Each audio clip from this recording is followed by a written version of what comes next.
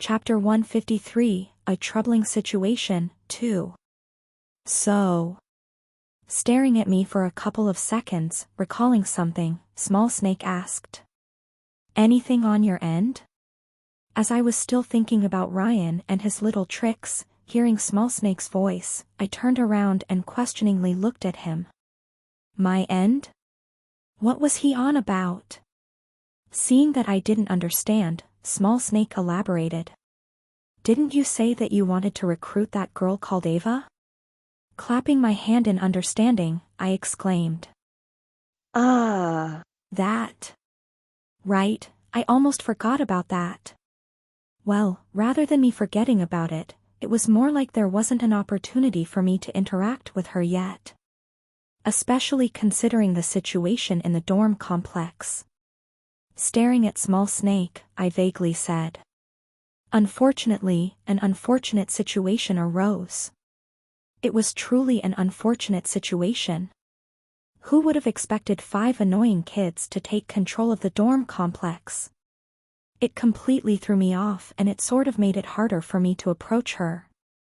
Moreover, I also couldn't think of a way to approach her naturally. After all, she was an extremely introverted individual, and we didn't share any topics in common, making any interaction with her difficult. Still, that didn't mean I didn't have anything planned, it's just that I didn't have enough time to execute my plans as I was quite busy this past week. Noticing my reaction, Small Snake curiously asked. An unfortunate situation? What happened? Shrugging my shoulders, I waved my hand as I brushed past the topic and looked at him seriously. Nothing much, it should be handled soon. In fact, I might need your help with that. My help? Taken aback, hearing about the fact that I would soon require his help, Small Snake felt an ominous premonition.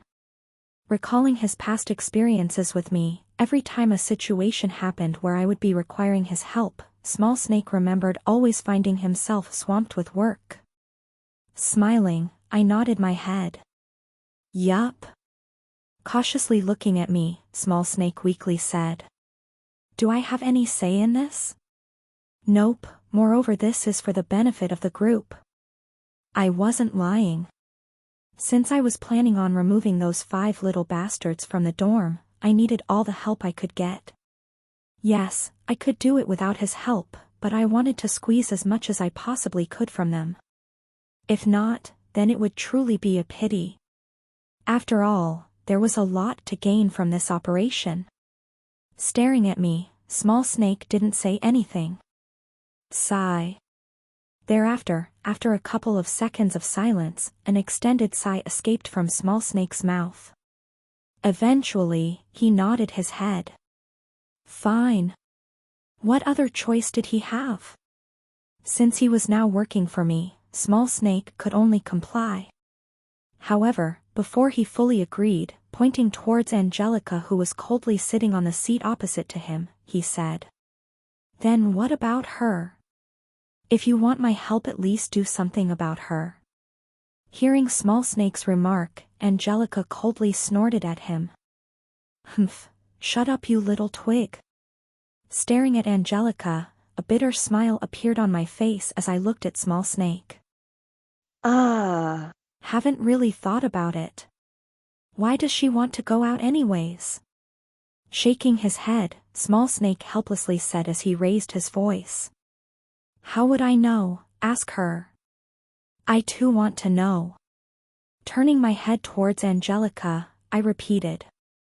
Angelica, why do you want to go out so much? Wouldn't you be safer here? Considering the fact that I had her core, she was in no state to go out. If she really went out in her current state, she could easily be identified as a demon. Going out in her present state was just like asking for her to be killed. Frowning, Angelica coldly said. Why? Why must I be stuck here in this place with them? This matriarch can do whatever she wants and dash. Shaking his head, Small Snake interjected. Because you're a demon. Frowning, Angelica glared at Small Snake and said. What's the problem with that? Had I had my core with me, I wouldn't have had a problem moving around unobstructed in your territory. Yes, but right now you don't have your core, so going out is just like asking for yourself to be killed. HPMH, what does it matter to you what I do, you stick-like human? How many times did I tell you that that's not my name? Listening to Angelica and Small Snake bickering, a frown appeared on my face. What Angelica said wasn't wrong. If she was at full strength, she wouldn't have had a problem roaming around the streets unobstructed. But now that she was weakened, this no longer applied to her. The reason why demons were able to enter the human domain so easily was because of their great camouflage techniques. Unless they were trying to break into the Union or the central government, demons could pretty much go anywhere they pleased. Well, either way, the human domain was so big. Even without the techniques, sneaking in wasn't something that hard to do. Unless they wanted to sneak in places that were highly secured, demons could pretty much roam everywhere they pleased. The same went with humans in the demon domain. As long as they weren't trying to enter a highly secured place, sneaking in with special techniques wasn't hard at all. MHHH.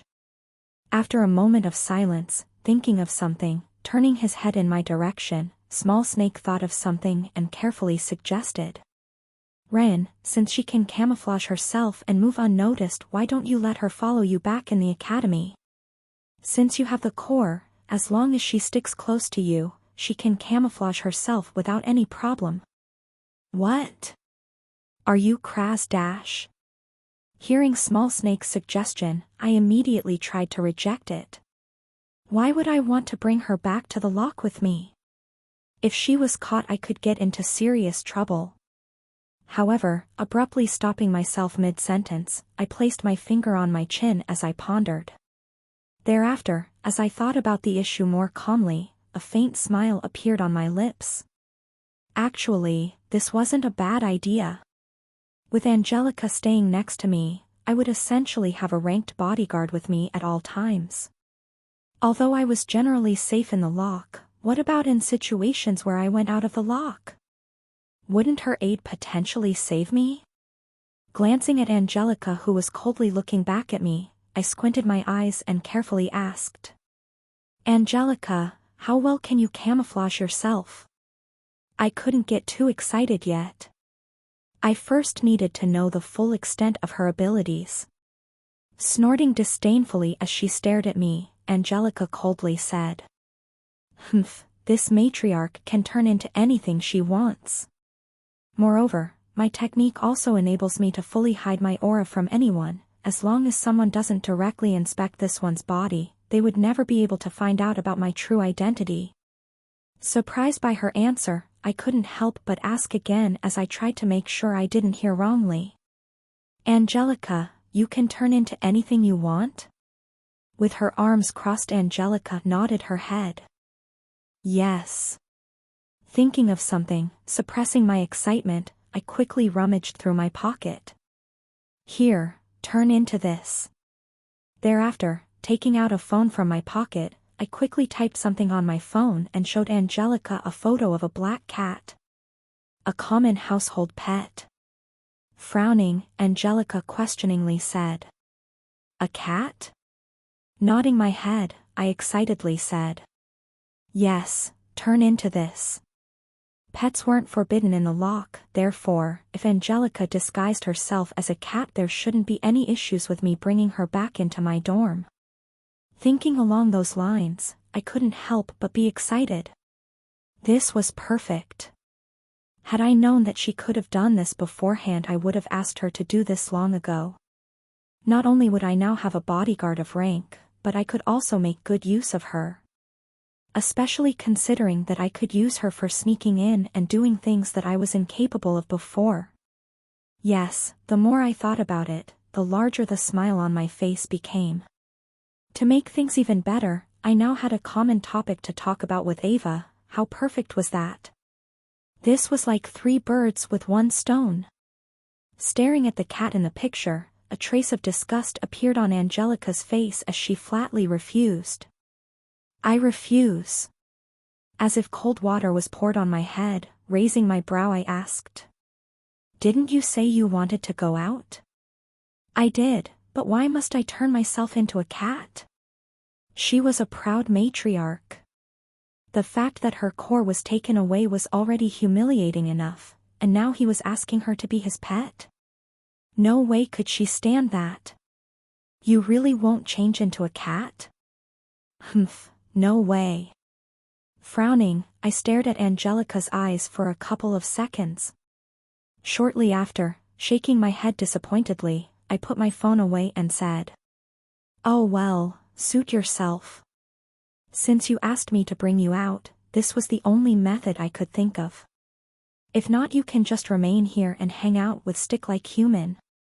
Hearing the word Stick Like Human coming out from my mouth, Small Snake, who had remained quiet for quite a while, glared at me. Hey! Ignoring Small Snake, I deeply stared at Angelica. Are you sure about your decision? Frowning, Angelica didn't answer immediately. Thinking back at what she had done for the past 2 weeks here, Angelica couldn't help but recall how she felt like a caged bird unable to get out. She really hated that feeling. She felt like a prisoner that couldn't escape no matter how hard she tried. To make things worse, her strength continuously decreased with each passing day. She hated the feeling with all of her heart. But going as low as becoming his pet? Frowning hard, Angelica was currently facing a dilemma. On one end, be trapped like a prisoner with no hopes of going out unless she wanted to die, or on the other end be able to get her freedom back but in the process becoming a pet. Clenching her fist underneath the desk, Angelica looked at me and carefully said, "You won't make me do weird things, right?" Tilting my head, I repeated, "Weird things? Like feed me cat food and degrade me by treating me like a real cat?" Hearing her words, I instantly understood what her problem was. Her pride. I see, her reaction now made sense. Her pride wouldn't allow for her to be treated like a common household animal. It was just too humiliating for her. Understanding this, I nodded my head and reassured her. I understand. Sure, just tell me whatever you don't want me to do and I'll comply. Well, as long as it isn't too unreasonable. Hearing my response, after a couple of seconds, biting her lips, Angelica reluctantly nodded her head. Fine. She had no choice. If she wanted to go out, she could only do so on my terms. After thinking about the pros and cons, she could only reluctantly accept my conditions. Great. Smiling brightly, I quickly turned on my phone and once again showed her the photo of the black cat and excitedly said, "Perfect, all right, now turn into a cat. Give me." Snatching my phone from my hand, Angelica deeply stared at the picture of the cat. Thereafter, she closed her eyes. Staring at Angelica, who was about to turn into a cat, I couldn't help but secretly sigh in relief. Fortunately, I had chosen a cat instead of another animal. Had it been a dog, high chance she would have never agreed. Foo-woo-ah. Frowning slightly, channeling the mana inside of her body, a red hue shrouded Angelica's body. Subsequently, at a speed visible to the naked eye, her body shrunk. Thereafter, as Angelica's body became smaller, black fur suddenly started appearing all over her body, accompanied by her eyes and structure changing alongside it. Shortly after, standing with 4 legs on the ground, a black cat appeared before me. Opening her eyes, revealing 2 yellow eyes with thin oval pupils, Angelica, who was now a black cat, coldly said, "Is this good enough?" Staring at Angelica, who was now a cat, I couldn't help but gape in amazement. Oh my God. This is perfect. She looked no different from a black cat. Moreover, I felt no energy fluctuation coming from her. No matter how I tried, I couldn't tell the difference between her and a real cat. The more I looked at her, the larger the smile on my face became. Now this was what you called a game changer. Chapter 154, Peculiar Store 1. Walking along the streets of Ashton City, in the area next to the lock, with my hands inside of the pockets of my newly purchased black hoodie, I calmly looked at the stores around me. As I observed the stores around me, glancing towards my right where a black cat was lazily resting on my shoulder, I helplessly shook my head. Since I couldn't let her stay in the lock by herself, I naturally could only bring her alongside with me on my little trip out. Currently, there were quite a lot of people walking down the busy streets as shops with large signs and posters appeared everywhere. Moreover, large billboards with handsome and beautiful girls could be seen everywhere, as every 100 meters a new billboard could be seen. Wow, look at how cute that cat is! Do you want to go pet it? Look at its fur, it's so beautiful. However, if there was one thing that was currently bothering me, it would be the continuous whispers coming from the people around me as everyone stared at the black cat who was quietly resting on my shoulder. The culprit for such commotion was obviously Angelica, who was currently in disguise. Fortunately, the reason why they were looking at her wasn't because they had found out her true identity. No, rather, it was because she was too cute. Despite currently being in the form of a cat, because of how naturally charming Angelica was, her charm was naturally preserved even in her cat form, causing anyone that saw her to involuntarily want to pet her. Fortunately, it looked like no one noticed that she was a demon, else things could have gotten quite burdensome. Please don't touch her. From time to time thought, I had to stop people from approaching her and touching her. This was for both my good and their good. Considering the fact that Angelica was a bloodthirsty demon, there was a possibility of her suddenly killing anyone without notice. Moreover, if they suddenly injected mana inside of her body, there was a chance that her identity would be exposed. Thus, I stopped anyone that tried to approach her. Lazily resting on my shoulder, gently licking one of her paws, Angelica asked, "Where are we going?"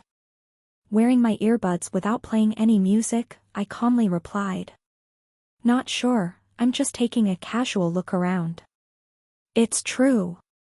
Since I had nothing else to do, I decided to take a stroll in the city that was next to the lock.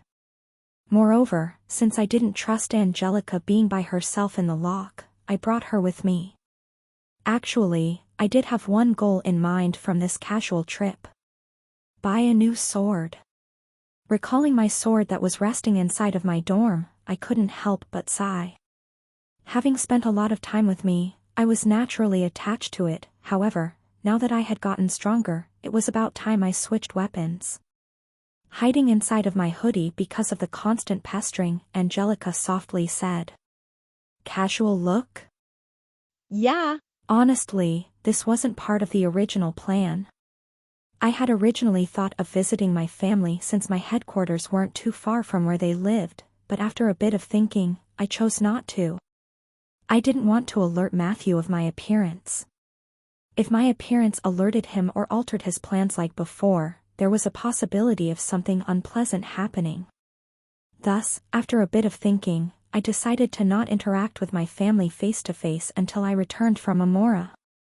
Of course, I would also make sure to voice call them from time to time. However, that wasn't really a problem as they would always make sure to call me at the end of each day. I guess this was the consequence of having a doting family, which was another reason as to why I had to get rid of the curse from their body. And on that note, I also needed to make preparations for the future after the curse that plagued my parents was dissolved. Once I broke the curse, the first thing Matthew and his contracted demon would do would obviously be to try to attack my parents in hopes of taking revenge against me. This was obviously not ideal. No, rather, this wasn't good at all. Although my dad was a ranked hero, the enemy he was facing at that time was unknown. I couldn't afford to take any risk. Therefore, I had to figure out what to do after I broke the curse. Feeling Angelica's small body hiding inside of the hood of my hoodie, I secretly thought to myself, should I send her? If I sent her to protect them, perhaps Matthew wouldn't make a move. Yeah. That idea sounded indeed quite plausible. Moreover, I was sure Nola was going to love Angelica in cat form. Either way, that was something for another time. Stopping in front of a pedestrian lane as I waited for the street light to turn green, looking ahead, I calmly spoke to the air. Angelica, are you sure they won't be able to spot you once we get in the lock? You know that the lock is filled with S-ranked heroes, right? I find it hard to believe that you can hide from their prying eyes. This was the thing I was most worried about. With the fact that the whole academy was filled with superhuman teachers who could crush buildings with just the flick of their fingers, my concerns were understandable. After all, with how strong they were, they could probably discover her secret. No. With her body curled together and eyes closed, hearing my question, Angelica lazily responded. Do not worry, human, as long as I retain my form and don't channel any of my energy, it is impossible for anyone to notice my presence unless they are touching me or are using an extremely special skill. I've already tested this before. Hearing this, I secretly sighed in relief. She was probably not lying. Still, it was better to be safe rather than sorry. After I returned back to the lock, it was better that I set some rules for Angelica. Like, for example, never go out whenever I was not with her or other boring stuff like that. Though I sounded like a mom, this was in fact for my own benefit after all. Her actions directly reflected me, therefore, she had to be obedient. As my thoughts paused there, I soon found myself in front of a large shop with the word Remedy Bookstore written on it. Might as well.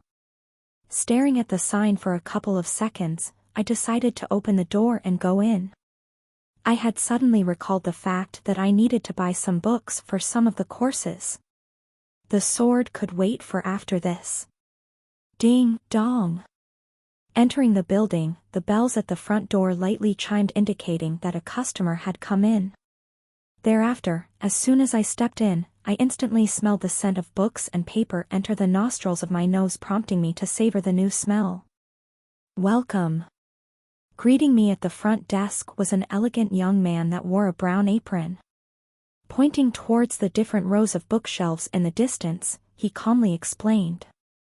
If you're looking for books, on your right you can find the fiction area, in the middle materials you can find the materials for academy studies.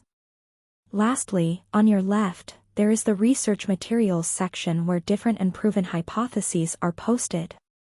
Everything that you desire you can find it here, so please take your time and enjoy reading the books till then. Thank you very much. Nodding my head towards the clerk, I quickly headed towards the middle area.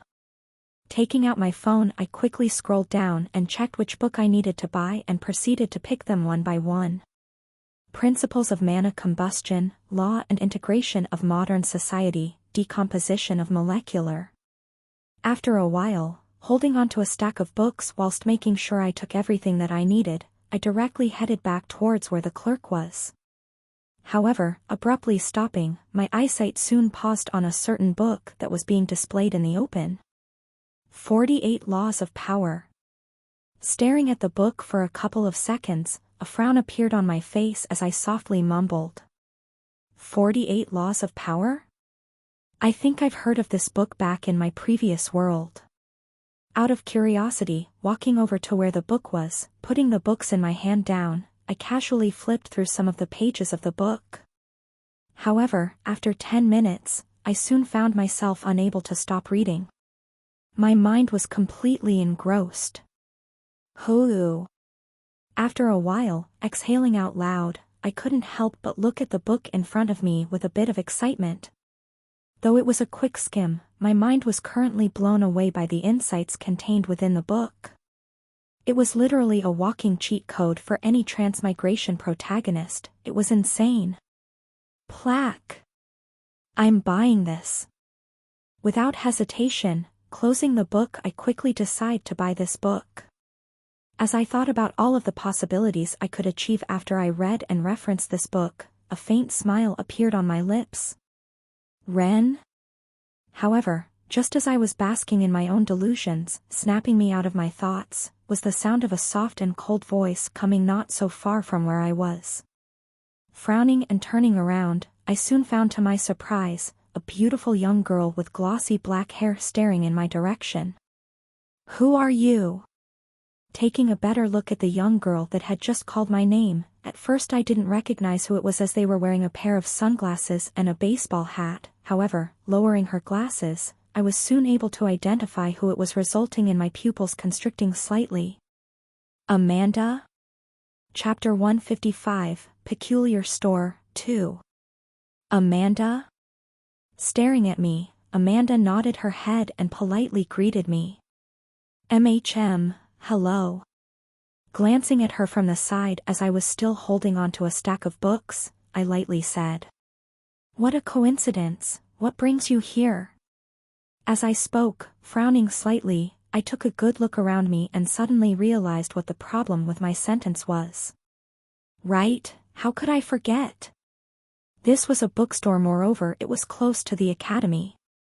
Taking into account Amanda's personality and the fact that she loved reading books, chances of meeting her here weren't that low. Lifting her left hand, Amanda flashed a blue book in front of me and said, "I'm here to buy books." Nodding my head in understanding, I softly mumbled, "Right, you do like books after all." Tilting her head to the side, allowing for her hair to gently brush past her shoulders, Amanda's brows furrowed slightly as she asked, "How do you know?" Hearing her question, I froze for a split second. Fortunately, this only lasted for a short moment as I was able to quickly recompose myself before calmly responding, "It's because whenever I see you in the morning, you're always reading a book." "I see." Hearing my explanation, Amanda's frown lessened and thereafter she nodded in understanding. It was true, she was always reading books in the morning. I guess it wasn't strange for someone to know that she liked reading books. Yeah. Seeing that Amanda had bought my explanation, I secretly sighed in relief. Fortunately, I didn't panic due to my slip-up as I was somehow able to retain my composure. Though I do have to say that my composure has been getting better and better with each passing day that I was in this world. Now I didn't panic as much as I used to, and even when I panicked, my brain wouldn't suddenly turn blank like before. Staring at the large pile of books in my hand and looking at some of the titles printed on the sides, Amanda softly said, "Are you buying school materials?" Hearing her question, I calmly nodded my head. Yeah. Yes, I am. With the new semester starting, I naturally need to buy the corresponding books for the upcoming classes. As you probably know, I'm not very good at studying. I understand. Nodding her head in understanding, Amanda soon noticed a strange book on top of the piles of books in my hands and curiously asked, "What's that book?" Staring in the direction of where she was looking at, I soon saw that it was the book I was just looking at moments before, 48 Laws of Power. This one? Just a book I casually picked up after buying the school materials. Meow. As I was speaking, cutting me mid-sentence was a meowing sound that came from the back of my hoodie. Hearing Angelica's meow, staring at Amanda, my mouth slightly twitched. Thereafter, peeking from my hoodie, Angelica appeared before Amanda. Ignoring Amanda and licking her right paw, Angelica's voice entered my mind. "Human, hurry up." Suddenly hearing Angelica's voice inside of my mind, I couldn't help but be stunned as I involuntarily gasped out loud. "Huh?" Noticing my strange reaction, Amanda looked at me in confusion. "Ren?" Raising my hand, I reassured Amanda I was fine as I glared at Angelica who was on my shoulder. "Aw, it's nothing, my cat just scratched the back of my neck by accident." "Aw, I see." Seeing that Amanda had bought my excuse, I stared at Angelica and softly whispered, "What the hell was that for? And how did you suddenly speak inside of my head?" Whilst still licking her paws, a trace of disdain appeared in Angelica's eyes as she said, "Idiot, I am communicating with you through your mind. This is a common technique that you humans should be able to do, and yet you don't know it. Just think and I will be able to communicate with you." Frowning slightly, heeding Angelica's instructions, I quickly spoke inside of my mind. Can you hear me? Yes, I can. Now hurry up, I am getting bored of this place. Staring intently at Angelica, who was communicating with me through my mind, Amanda pointed at her and curiously asked, "Is that your cat?" Hearing Amanda's voice, turning my head in her direction, I nodded my head. Oh, yes, she is. Is it a male or a female? Female. Female, I see. Staring at Angelica, who was resting on my shoulder, hesitating for a couple of seconds, Amanda asked, "What's her name?" Hearing her question, I froze for a second. Name? Ong Dash.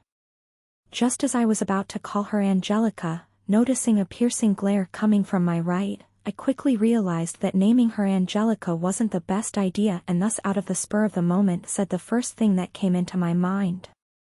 Pudding. However, as soon as those words came out of my mouth, I instantly regretted it as I noticed Angelica's body stiffen on my shoulder. Unaware of my current predicament, placing her hand on her chin, Amanda softly repeated, "Pudding?" Weakly turning my head to the right and staring at Angelica, who was still in shock, I gritted my teeth.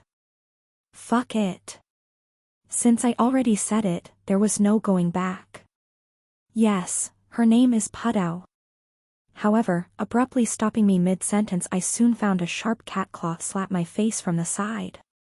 Thereafter I noticed Angelica's yellow eyes menacingly glaringly in my direction. Not long after I heard her angry voice echo inside of my ears. "Human, how dare you call me something as humiliating as pudding? I demand you correct yourself immediately, or this matriarch will let you taste the consequences." Hearing Angelica's angry words, the first thought that came into my mind was, how do you know what a pudding is in the first place? Do demons eat pudding? Speechless, for a moment Angelica forgot about her anger as she responded. "Your stupidity knows no bounds. How long do you think we've been in this world? We know everything about you humans as we have spied and studied your behavior for decades. Of course, I know what a pudding is." That made sense. Same went for humans. We too have studied demons for a long time and thus know about most of the stuff they do to pass time. I see, I guess it does make sense now. Humph, since you know you better. Unaware of the conversation between me and Angelica, Amanda nodded her head as she looked at Angelica, who was resting on my shoulder. Pudding, I see, that's a very suitable name. Hesitating for a moment and pursing her lips, Amanda lightly glanced at Angelica, who was glaring daggers at me from my shoulder, and after mustering her courage, she carefully said, "Can I pet it?" Taken aback, turning my attention back towards Amanda, I tried to make sure I heard correctly. "Can you what?" "Pet it, I mean, pet pudding?" Staring at Amanda's serious gaze, the gears of my mind halted for a second before I finally realized what was going on, and a faint smile appeared on my lips. Ah. I see. I guess it's true when they say girls love cute things. Even Amanda, who seemed to have a heart made out of ice, couldn't help but love cute things. Staring at Angelica, who was on my shoulder, I helplessly shook my head. I wouldn't mind, but as you can see, Pudding's not really the friendliest cat in the world. You see, she's a bit of a feisty one now. Just as I was trying to come up with an excuse to refuse Amanda's request, stopping me mid-sentence was Angelica's paw slapping my left cheek. "Hey, watch it. How dare you still call me that? You're seeking death."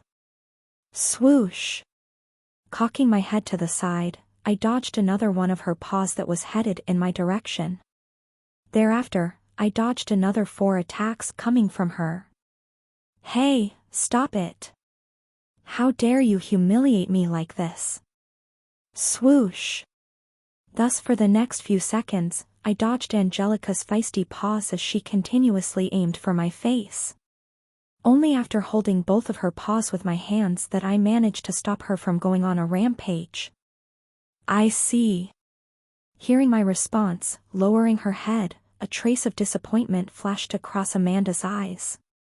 Seeing the disappointment in Amanda's eyes, I could only pretend to not have seen it. Since Angelica's identity could be exposed if she touched her, I could only feign ignorance, much to her disappointment. Thus, in order to help her quickly forget about her disappointment, I quickly tried to change the topic. Right, Amanda, do you know a place where I can buy weapon now? However, before I had the chance to finish speaking, taking advantage of the small window of opportunity of the moment I was distracted, Angelica once again assaulted me. Smack! Damn it, Puddinow. How dare you call me such a humiliating name again? Swoosh! Swoosh! Trying to grab both of her claws, I tried to stop her from attacking me as I quickly screamed inside of my mind. I'm sorry, I'll make it up to you later, stop attacking me. Shut up, you scum! Ignoring my pleas, Angelica continued to attack me with her paws. Helpless, I could only try to catch both of her hands like before. Fortunately, because she was currently in cat mode, her strength was significantly reduced. As I dodged her attacks, I couldn't help but curse to myself. Damn it, if not for the fact that channeling my mana towards her core could expose her identity, I wouldn't have been in this stupid situation. PFFF. As I was trying to stop Angelica from attacking me, I suddenly heard faint giggling sounds coming from my right, distracting me for a second. Seeing me get distracted, taking advantage of the moment, Angelica tried to attack me, but before her paw could hit my face, I quickly grabbed them with both of my hands. Seeing that both of her paws were currently restrained, Angelica angrily shouted, "Let go, human!" Ignoring Angelica's angry screams, I turned my head towards where the giggling sound came from, and thereafter, as I turned around, I was stunned by what I saw. Covering her mouth with her delicate hand, as if the glaciers had melted and spring had arrived, Amanda's blossoming smile appeared in my vision, causing me to fall into a daze for a split second. Fortunately, this only lasted for a split second, as I was quickly able to recompose myself. However, although I was able to quickly recover, that didn't mean that I didn't take any damage. Because of what happened, my heart had almost skipped a beat. That one short moment where Amanda smiled just now had almost caused my heart, which was usually indifferent to girls, to skip a beat. Looking up at me, whilst still covering her mouth with her delicate hand, Amanda tried to switch the topic as she recalled the words that I was trying to say before. "You're looking for a weapon?" Secretly, as she tried to change the topic, Amanda was embarrassed, as this was the first time since young that she had lost her composure like that. She didn't know what had gotten into her. Yeah. Taking a deep breath to calm myself down, I nodded my head. Similarly, taking a deep breath and returning to her usual stoic expression, placing her hand on her chin and pondering for a couple of seconds, Amanda seriously looked at me. Thereafter, thinking for a couple of seconds and seemingly having come up with a decision, she suggested, "I was also going to a weapon shop, so why don't you come with me? I know a place." Surprised by her suggestion, I questioningly asked, "You know a place? Are you sure it's fine to bring me there?" Yeah. "I can invite another person." Pondering for a moment, I thought to myself, considering the fact that Amanda was part of the largest guild in the human domain where she could get anything she desired and yet was still going to a weapon shop, it suggested to me that whatever the place she was going to was anything but ordinary, and the fact that it needed an invitation made it even mysterious in my eyes. Thus, thinking along those lines and weighing my options, I nodded my head. "Sure, but let me pay for the books first." "Okay." Smiling and nodding at Amanda, I quickly excused myself and headed to the cashier to check my books out. As I walked towards the cashier, I couldn't help but thank my luck. Now that Amanda was with me, I could finally replace my sword with a new one. With this, my strength would once again increase a bit. Thinking along those lines, my mood brightened up. Meanwhile, as Ren was checking his books out, not so far from where he was and staring at his back from a few blocks away, Amanda couldn't help but be reminded of the scene where Angelica ruthlessly slapped him in the face continuously. As she was reminded of the scene, Amanda's lips inadvertently pulled upwards. Shortly after, a small giggle escaped from her mouth. Covering her mouth with her hand again, Amanda once again tried to hold her laugh back. As she laughed, as if a heavy block had been lifted from her, Amanda couldn't help but feel refreshed. For the first time in a while, Amanda had smiled and laughed from the bottom of her heart. She didn't dislike the feeling. Chapter 156, Peculiar Store, 3. After leaving the bookstore, following Amanda into the busy streets of the area we were in, we soon took a couple of turns and entered a few alleyways. As we moved into the alleyways, with every step I took, I noticed that there were fewer and fewer people present. Frowning, glancing at Amanda who was walking ahead of me, I asked, "Are you sure we're going in the right direction?" Staring at my surroundings, I couldn't help but think that we were headed in the wrong direction as everything around me started becoming dirtier and more worn out.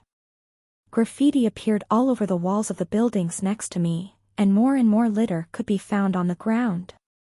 This place seemed to resemble the slums rather than a high-end place that sold powerful artifacts. Without glancing at me, moving around some of the alleys, Amanda nodded her head.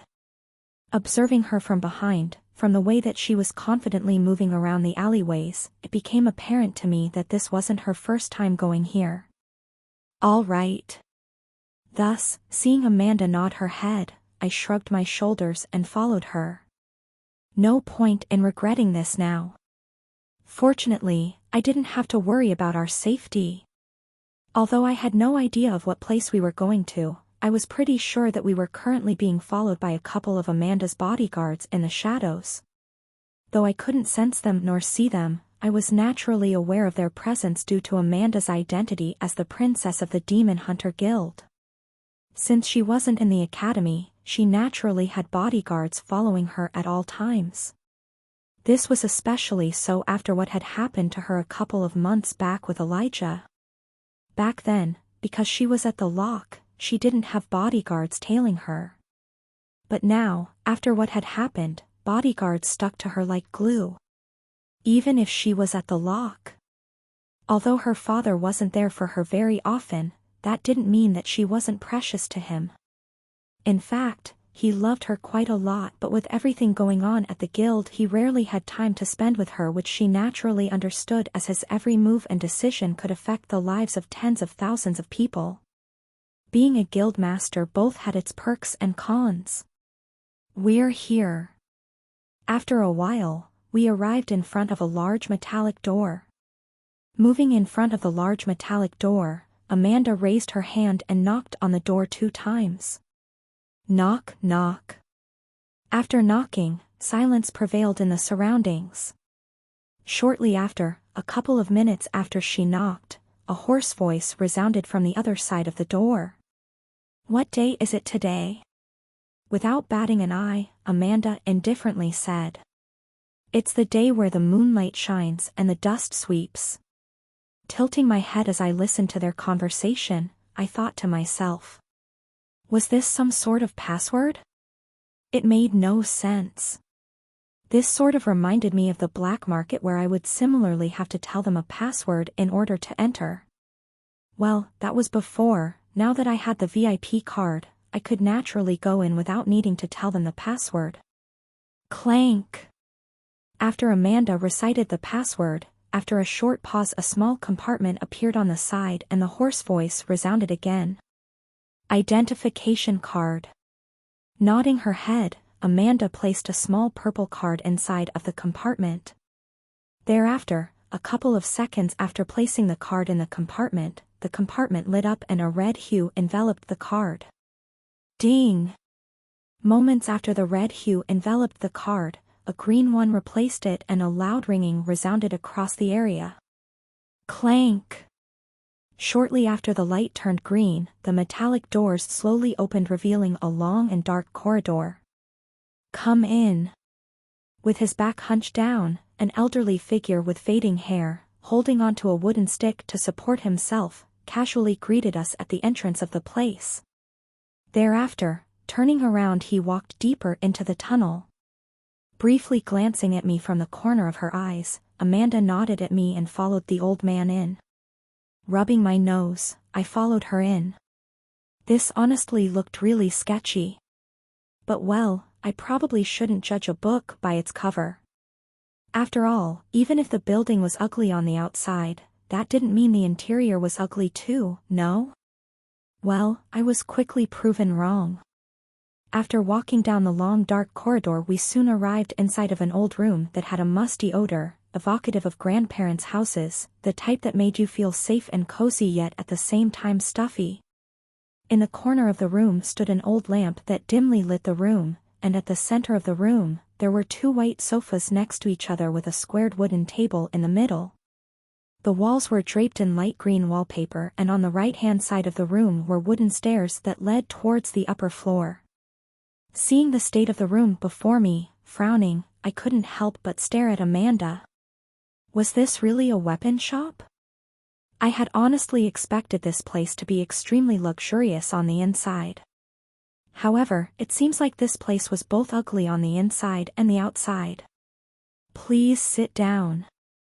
Gesturing for us to sit down, the elderly man glanced towards his right where the stairs were and shouted, "Richard, we have 2 customers, please bring down 2 catalogs." Coming, give me a minute." Following the old man's voice, a youthful one filled with vigor could be heard from the second floor of the apartment. "Be quick." As I sat down, glancing towards Amanda, with a hint of doubt in my voice, I softly whispered, "This is the weapon store?" "Yes."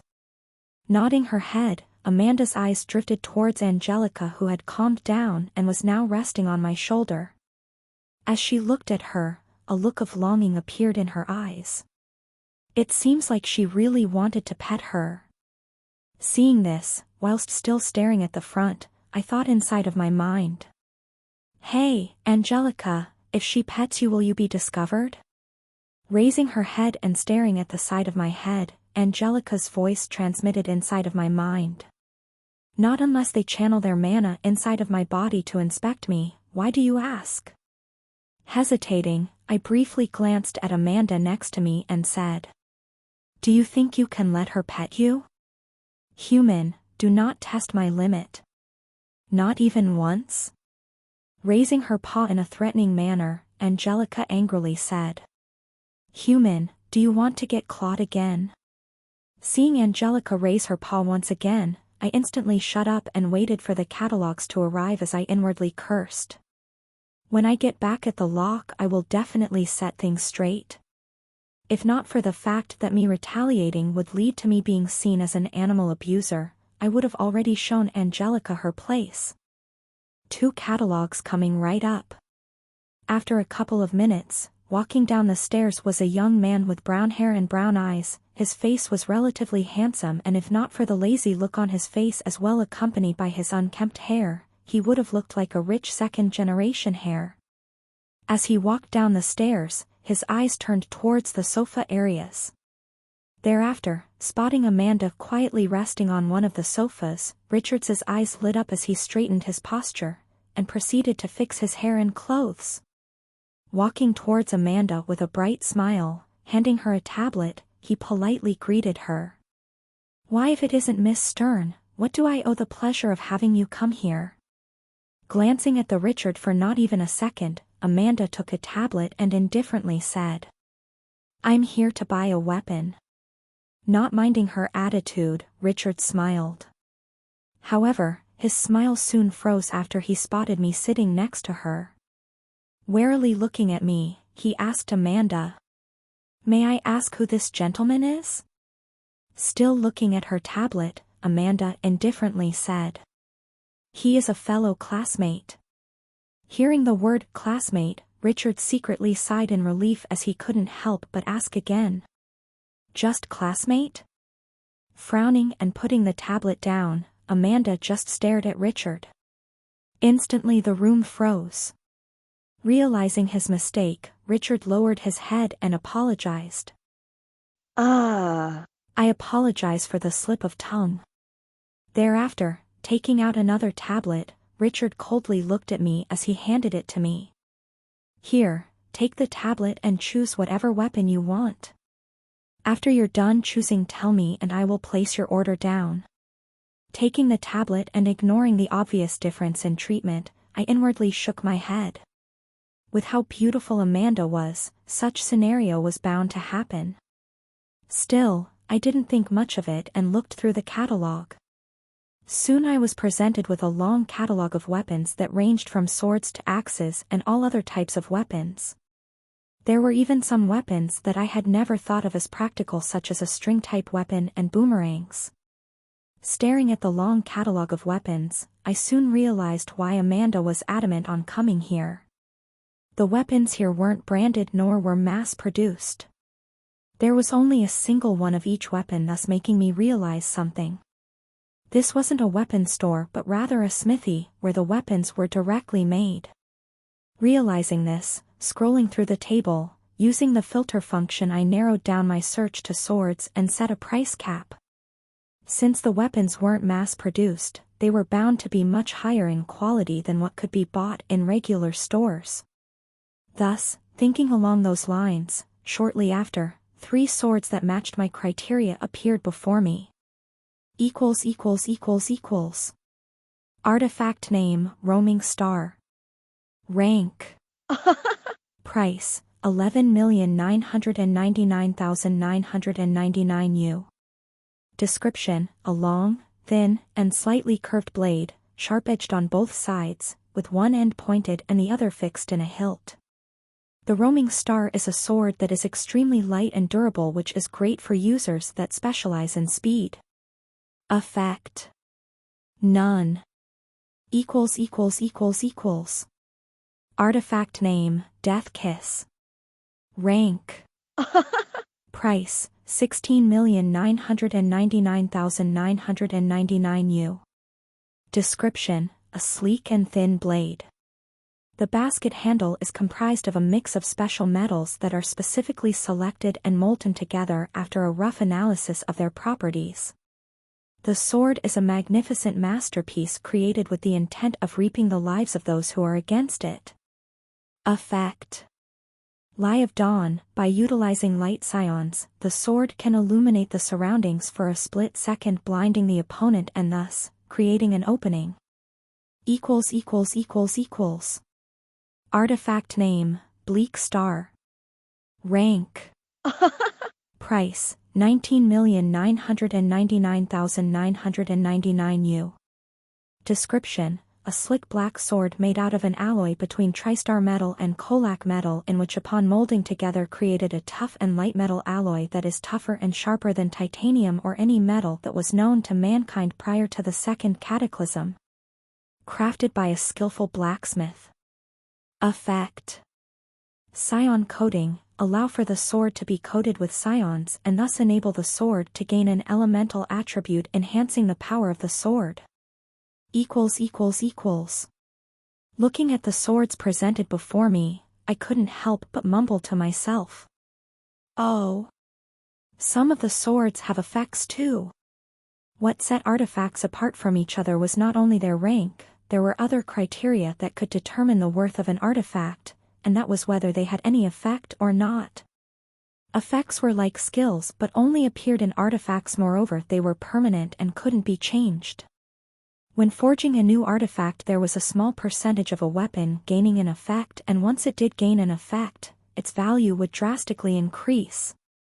Naturally, in order for an effect to appear, the blacksmith had to be skilled, and seeing that there were 2 swords with an effect, I could instantly understand that whoever the blacksmith of this place was, she was definitely incredibly skilled. Roaming Star, Death Kiss, and Bleak Star. Those were the names of the 3 swords that I was presented after setting my criteria. Honestly, if I waited a bit more, I could have definitely gotten a better sword, as I did have one sword in mind that I wanted to get at all costs, but unfortunately, the time to collect it wasn't ripe yet. It was a sword that originally belonged to one of the villains in the novels who eventually loses to Kevin. During the fight, the sword gets destroyed as a result of the fight with Kevin and thus never truly got the recognition it deserved. Thinking about that sword, if I had to estimate the approximate rank of the sword, it would be around rank. However, although its rank wasn't the highest, swords could easily be upgraded by going to a good blacksmith. Moreover, the real reason why I was interested in the sword wasn't because of the sword itself, but rather its effect, one that would really help me in the future. Hoo. Taking a deep breath, I stopped thinking about that sword. I shouldn't get ahead of myself, as that was something that would happen later on in the future. Right now I needed to focus on the swords before me. Looking at the price tag of the swords before me, I instantly felt a pang in my heart, but thinking about my trip to Amora in 2 months' time, I could only helplessly firm myself and buy one of the swords. Guess I'll choose this one. In the end, after a bit of thought, I chose Bleak Star. Although it was the most expensive of the lot, it was also the most powerful of the three, as its skill was quite good. Moreover, considering the fact that I needed to increase my strength as much as possible, I could only firm myself and empty my wallet. Thus, as I made up my mind, turning my attention back towards Richard, I pointed at the tablet and said, "I'll buy this one." Chapter 157, Setting Up the Framework, 1. Thank you for your purchase. Your order will be delivered to you in a week's time. Coldly looking at me, Richard handed me a receipt and proceeded to ignore me. Rolling my eyes at his obvious display of jealousy, I headed back towards the sofas. Honestly, though annoying, Richard's behavior was quite amusing. Although he acted like a typical arrogant young master, he wasn't looking down on me nor saying things like, "How dare you touch my Amanda? You're courting death." It was sort of refreshing. I guess he was just a very frank person. Either way, once again sitting on the sofa as a light sigh escaped from my mouth, I looked at the receipt in my hand and fell into deep thought. 20 million U. I spent a total of 20 million U on a sword today. That was just about all of the money I had saved up, excluding the budget for the mercenary group, which was pretty much off limits. I was now once again poorer. Still, I didn't regret my decision. If this decision proved instrumental in keeping myself safer in the future, then it was a worthy investment. After all, my life was more important than money. Plus, I could very well make the money back in the future. Especially so since I now had a clear direction with regards to earning money. Suddenly recalling something, I smacked my fist on the palm of my hand. Right, I guess now that Amanda is with me, I may as well bring the topic of the company project to her. I had originally planned on doing this a long time ago, but since I didn't have a concrete product at the time, I didn't do it. However, now that a bit of time had passed since I gave the outline of the project to Melissa, the initial phases of the product were now completed. From what Melissa showed me, it was now presentable for investments. Thinking along those lines, my eyes quickly drifted towards the sofa next to me where Amanda was sitting. However, just as I was about to bring the topic up, I stopped myself as what I saw and heard made me speechless. With his elbow on the handrail of the stairs, leaning backward, Richard stared at Amanda, who was sitting on the sofa next to me, and casually said, "So, Amanda, how long has it been since we've last seen each other?" Ignoring Richard as she looked through the tablet, Amanda bluntly said, "I forgot." Not minding Amanda's cold tone, Richard chuckled. "But I didn't forget. It's been a total of 1 month and 3 days since I've last seen you. Not once did I forget the moment you walked through the door and stole my heart. Ever since that day I've been." Completely unfazed by Richard's long love confession, pointing towards the screen of the tablet, Amanda said, "I want to purchase this and this." Seeing Amanda point towards the tablet, taking his elbow off of the handrail of the stairs, Richard enthusiastically moved to where she was and said, "Oh, you're buying this one? A very wise choice. Watching Richard continuously try to flirt with Amanda, I was left speechless. What sort of failed attempt at flirting was this? Wasn't Amanda making it obvious that she wasn't interested? Even I, who was terrible at dealing with girls, could see this. Facepalming as I cringed at Richard from where I was sitting, I thought to myself, this guy is a total simp. In the end, much to Richard's disappointment, Amanda only spoke a few words to him as she placed her orders down. Regardless of how much Richard tried to shift the conversation, Amanda would just coldly ignore him. After purchasing everything that she wanted, much to Richard's distraught, Amanda stood up and looked at me. Let's go. All right. Nodding my head, supporting my body with my hands, I stood up and followed Amanda out of the worn-down apartment. According to what I've been told, our orders would be automatically delivered to our dorms in a couple of days, thus after we placed the orders we were pretty much done. Seeing Amanda leave, a trace of disappointment flashed Richard's eyes. Thereafter, looking at me for a couple of seconds, he raised his voice and said, Miss Stern, thank you for your patronage. I hope to see you again in the future, preferably alone. Hearing the last part of his sentence, shaking my head, I followed Amanda out. How petty. Waiting at the entrance of the building was the same old man with a hunchback from before.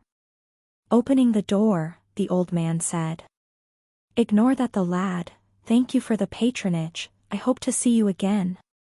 Nodding her head towards the old man, Amanda left the building. Following Amanda's example, I too thanked the old man and left the building. Yes, thank you. Clank. Shortly after, as the large metal door behind us closed, we soon found ourselves back outside the streets. Turning towards Amanda, I softly said, Amanda, there is something I want to talk to you about. Glancing at me, Amanda tilted her head and said, Something to talk about? Yeah. Do you have time? Pondering for a couple of seconds, Amanda eventually nodded her head. Yes, I do. Since today was her day off, she naturally had free time. Moreover, glancing at the black cat resting on my shoulder, Amanda bit her lips as she swore to herself that she would one day pet her. Though she tried to hide it from everyone, Amanda had a weak spot for animals, and after seeing Ren's cat, Amanda couldn't stop herself from wanting to pet it. Fortunately, having seen how aggressive Pudding was, Amanda refrained from doing anything. She didn't want to get slapped like Ren. Unaware of Amanda's inner thoughts, glancing towards my surroundings, I quickly said, Let's go somewhere else. This isn't really the most ideal place. Snapping out of her thoughts, Amanda nodded her head. Okay. However, just as we were about to move, recalling something, I glanced at Amanda and asked, Also preferably, do you know any place that is secluded? Like where there aren't many people? Tilting her head to the side, a confused look appeared on Amanda's face as she asked, Why? Seeing the look of confusion on Amanda's face, I didn't respond immediately. Why? Was she not even aware of her looks? Sigh. As a sigh escaped from my mouth, I made up a random excuse. Because I don't like crowds. After a bit of thought, Amanda eventually nodded her head and turned right to one of the alleyways. Okay. Usually, Amanda would have immediately refused such a proposition as she wasn't comfortable with going to secluded spaces alone with a boy. However, strangely, she didn't feel that way with Ren. Oddly enough, she wasn't repulsed by the idea. In fact, this was probably the first time in her life that she felt this way. Was it perhaps because of Pudding? Or was it because Ren gave her an odd sense of security? Amanda didn't know. Although she knew her feelings weren't that of love, at the moment, she didn't dislike Ren. Unaware of Amanda's thoughts about me, I smiled brightly and said, Great, lead the way. Nodding her head, after thinking for a bit, Amanda decided to go towards a certain cafe that she liked to frequent with Emma. "Follow me." Thus, following Amanda around, after walking out of the alleys and heading towards the main street, we walked for a couple of minutes before soon arriving at a rather secluded area that had little to no people around. Noticing a small shop that looked quite modern and had a transparent retractable door at the entrance of the store, glancing at Amanda I asked, "Is that the place?" Nodding her place, Amanda headed towards the cafe. "Yes." As we made our way through the transparent glass door of the cafe, a blanket of warm air brushed past my skin, warming my body immediately. Subsequently, the rich aroma of the coffee invaded my nostrils, prompting me to directly stare at the blackboard on top of the cashier. Displayed on it were different types of coffees. "Welcome." Welcoming Amanda and I at the register was a moderately beautiful young girl. Greeting the young girl back, Amanda and I quickly placed our orders. Shortly after, as Amanda ordered an Americano and I took an espresso, we soon found a table in the corner of the shop and decided to go there. Squeak! Squeak! As Amanda and I were walking towards the table in the corner of the shop, the aged wooden floor creaked beneath our feet, creating a subtle squeaking sound. Ignoring this, arriving at the table, I made myself comfortable and sat on a bulky wooden chair that had a small cushion on top. Sitting on the opposite side of me, Amanda calmly took a sip of her coffee and looked at me.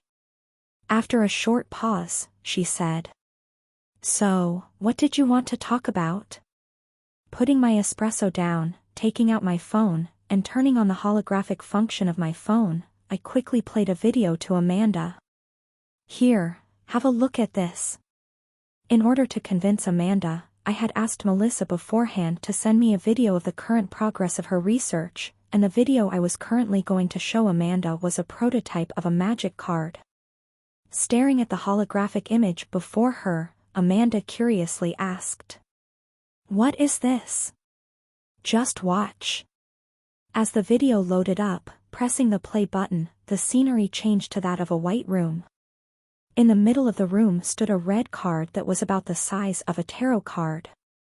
Two metallic pincers held onto the card from the top and bottom. Subsequently, a crisp voice echoed from the speaker of the phone as the pincers holding onto the card glowed a red hue. Initializing flame scion injection.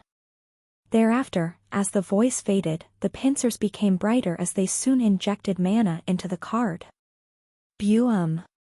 Shortly after the card was injected with mana, a scorching red flame erupted from the card, burning everything that was before it. This lasted for a couple of seconds before the flame soon disappeared and the card returned to its regular appearance.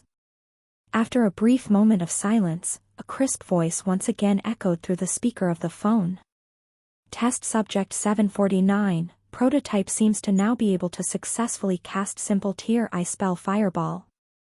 Referencing back with data analysis, efficiency loss is 42%, power loss. Plaque.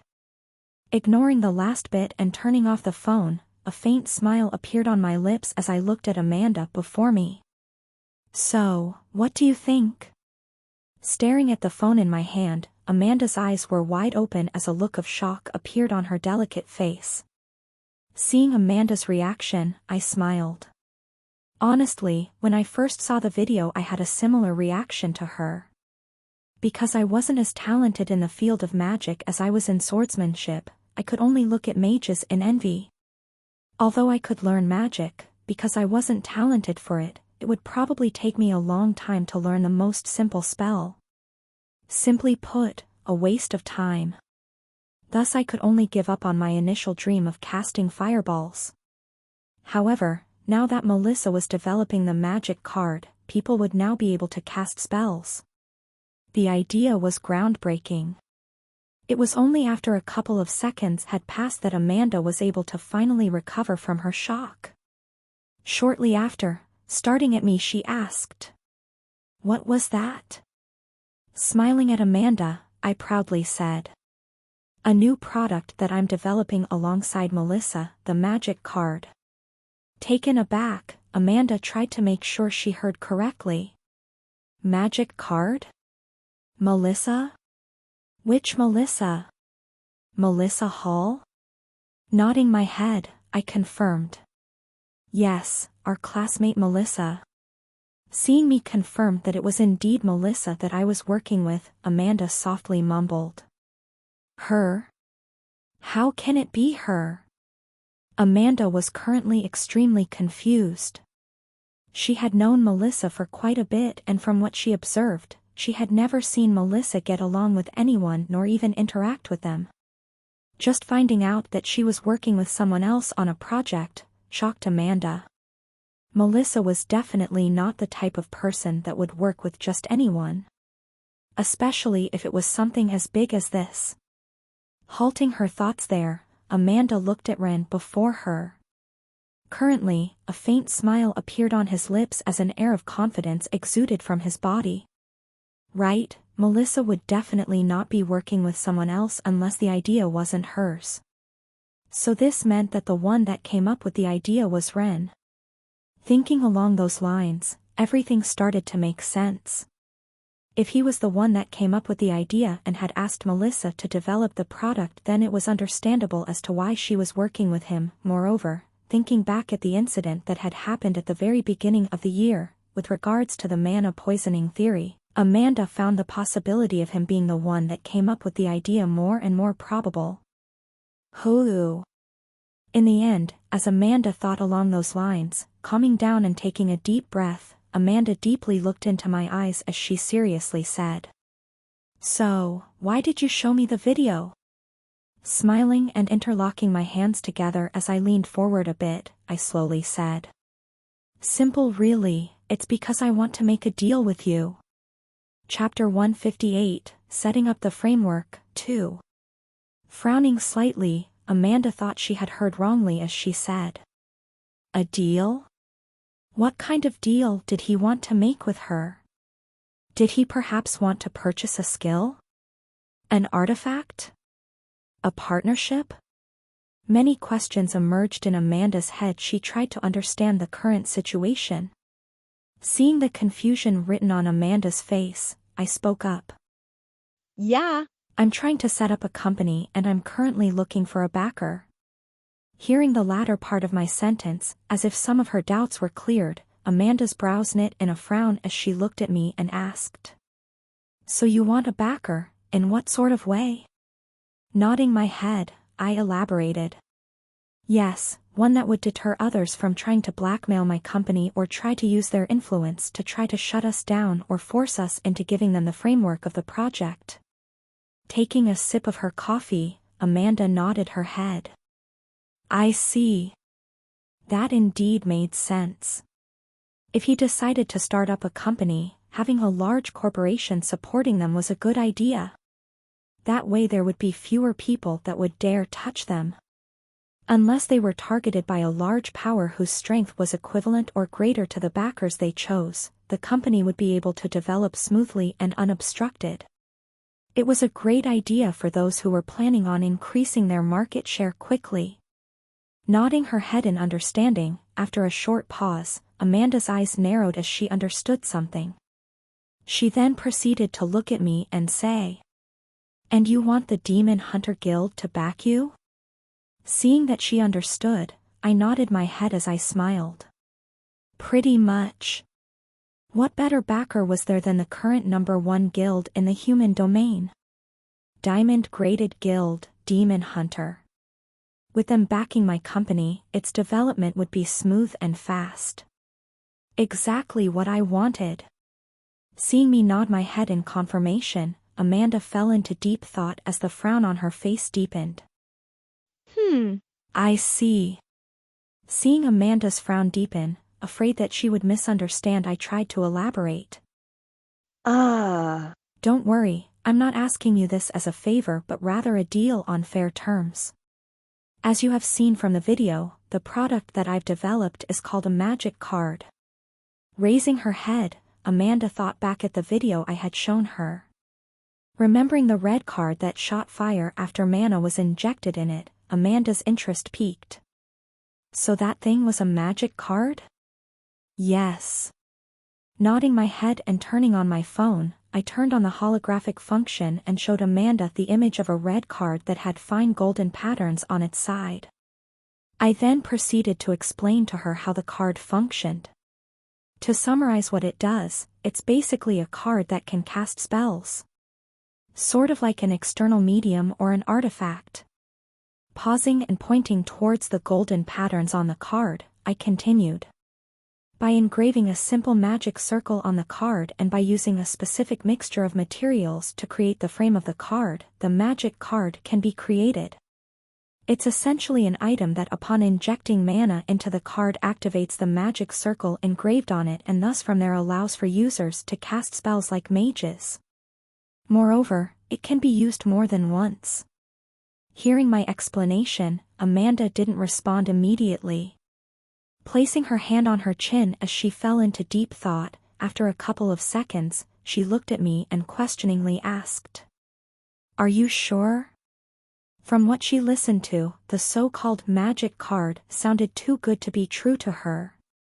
A multi-use card that allowed for non-mages to cast spells, that would without be an instant hit in the market if it appeared. It was that good. However, knowing just how good this product was, Amanda didn't agree immediately. Although she had seen the card in the video, that was only in a video. Unless she had concrete proof regarding the magic card item, she couldn't irrationally agree on a deal. After all, this decision was something that could affect the reputation of her guild. If they agreed on supporting the idea and when the card actually came out for commercial use and it wasn't as good as it was made out to be, the one suffering from the backlash would be them, not Rin. Regardless of the goodwill she had for Rin, Amanda had to think rationally. Nodding my head and turning off my phone, I looked at Amanda in the eyes and said, "I can reassure you that the prototype works. Didn't you see the video? As of right now, that's the current development of the card. Although it isn't finished, we will soon be able to provide you with a proper commercial usable one to present to investors. Moreover, you can just ask Melissa regarding the details, she's the one that is developing it." As I spoke, I tried to emphasize the fact that Melissa was the one behind the development of the card. Since Melissa was the one developing the card, it sounded more trustworthy. After all, she was a renowned scientist. She had a lot more credibility than an unknown like me. Thinking about Melissa, now that I thought about it, although I was the one that presented the idea to Melissa, in actuality, I barely contributed. After all, I only had a rough understanding of how magic cards worked. All I did was remember the materials required to make the card and using the internet to understand a couple of small concepts, came up with the framework of the card. My idea was only theoretical. To actually put it to practice was much harder as a lot of factors needed to be taken into consideration. Honestly, it was already beyond me how Melissa was able to take my crappy framework and actually do something with it. After all, what I told her was only the vague explanation of what I had put inside of the novel. There were definitely parts that I had not included in my writing. Thus, as I thought along those lines, I couldn't help but inwardly praise Melissa's genius. She really was worthy of winning the equivalent of a Nobel Prize at a very young age. Placing her hand on the side of her hair as she brushed it backward, Amanda pursed her lips tightly before she softly said, "Let me think about it." After listening to what I had to say, Amanda was more or less convinced. Especially since she remembered that Melissa was the one developing the card. If Melissa was indeed the one that was developing the product, then there was a high chance that this was really a thing. Moreover, it would also sound more convincing to the board members as Melissa's fame wasn't for nothing. Seeing that I had almost convinced Amanda, smiling, I leisurely sat back on the wooden chair and downed my espresso. "Sure, take your time. Once you've made up your mind, you can go to Melissa and retrieve a prototype of the card to show to investors."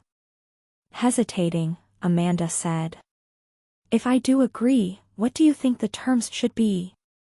Rubbing my nose as I thought for a couple of seconds, I proposed 15% on all profits, no shares. Frowning, Amanda asked. 15% on all profits, no shares? Yes. I think this was a fair evaluation. Although they wouldn't really help much apart from investing and using their name, giving them 15% was fair. Unlike Melissa, I wasn't giving them shares, but just a 15% percentage on all of the profits made from the sales.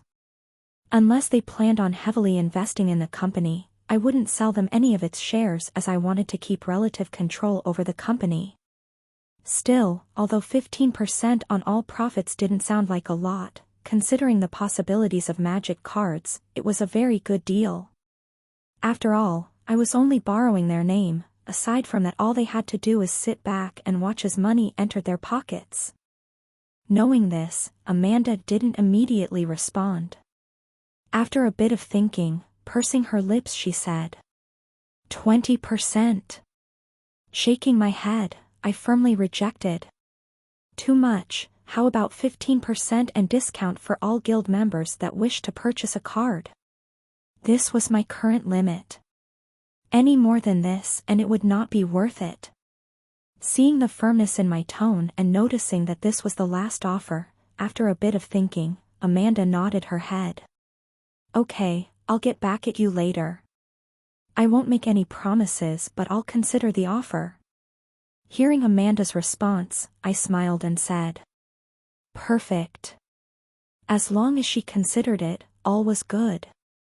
I was confident that as long as the prototype of the card came out, Amanda would without a doubt present it to the board of members of the guild who would agree after a bit of thought. The offer was just that good. Human, let's go. As we had come up with an agreement, feeling Angelica's claws scratch my trousers from below the chair, I sighed and stood up. All right, I think I've said all I wanted to say. MHM. Remaining seated as she calmly drank her coffee, Amanda nodded her head. Picking Angelica up and putting her on my shoulder, I waved Goodbye at Amanda as I prepared to leave the store. All right, I'll see you around. Call me if you have made up your mind. Ren. Yes? Just as I was about to leave, Amanda called out for me and said, What's your number? Realizing that I didn't have her number, I facepalmed and took out my phone. Right, I forgot that you didn't have my number. Here. Taking my phone, Amanda lightly tapped my phone against hers and gave it back to me. Thank you. No problem. Contact me when you've made up your mind. All right, I've got to go. I'll see you at the academy. Thus, after I took back my phone from Amanda, I waved goodbye and left the store with Angelica on my shoulder, much to Amanda's disappointment. As I left the shop, my lips curled slightly as I thought. Finally, my company is starting to take shape. Half an hour after parting ways with Rin, in a rather secluded area, Amanda halted her footsteps. Looking in front of her where there was no one, Amanda spoke up. Samantha, Rebecca. Shortly after Amanda's words echoed across the area, two shadows materialized before her as they kneeled on one knee and simultaneously said, Young Miss. Young Miss. Coldly looking at them, Amanda indifferently spoke. Do not let my father know of what happened today. Make sure that the conversation I just had with that boy does not reach his ears. Hearing Amanda's command, Samantha, one of the two bodyguards who had fiery red hair and yellow eyes, tried to speak up. However, before she could finish her sentence, she was cut off by Amanda. But young Dash. Do not investigate him, that's an order. Seeing the firmness in Amanda's voice, lowering her head, Samantha proceeded to nod her head. Understood. Turning her attention towards the other bodyguard who had short brown hair and a small piercing on her nose, Amanda spoke. Rebecca? Lowering her head, Rebecca too nodded her head and said. Understood. Seeing that the both of them had heeded her order, nodding her head, Amanda dismissed them. Good, you may leave. Swoosh. Swoosh. Thereafter, as soon as Amanda finished speaking, the two bodyguards melted into the darkness and disappeared. Staring at the area where her two bodyguards were moments before, Amanda lightly sighed as she thought of her father. The reason why she had done this was because she didn't want her father to investigate Ren. Knowing her father's personality well, if he got word of what happened today, he would without a doubt do a thorough background check on Ren.